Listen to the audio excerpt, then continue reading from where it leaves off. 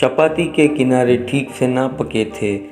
शोहर ने बेगम से शिकायत की कि देखें, इसे अगर मज़ीद 1 मिनट की सेंक मिल जाती तो ये किनारे ज़ाया ना होते।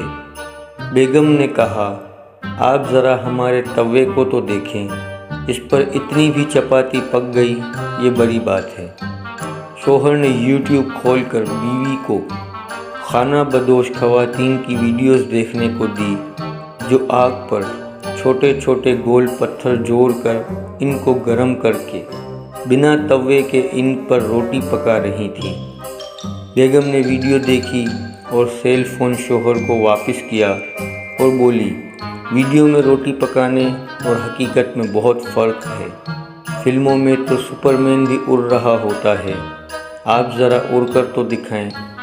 रोटी छोड़ें, इन खाना बदोश लड़कियों ने ये जो मल्टी कलर के घाघरे पहने हुए थे, जिनके गले और आस्तीनों पर रेशमी काम हुआ है, देखें कितनी खूबसूरती के साथ इसमें शीशे का काम भी हुआ है, ये कहाँ से मिलते हैं। शोहर ने दिल में कहा, बाहर में गई ये दानिश्वरी, और बेगम को कहा, छोड़ो बेगम, चपाती के किनारे इतने भी कच्चे नहीं हैं, मैं खा लेता हूँ।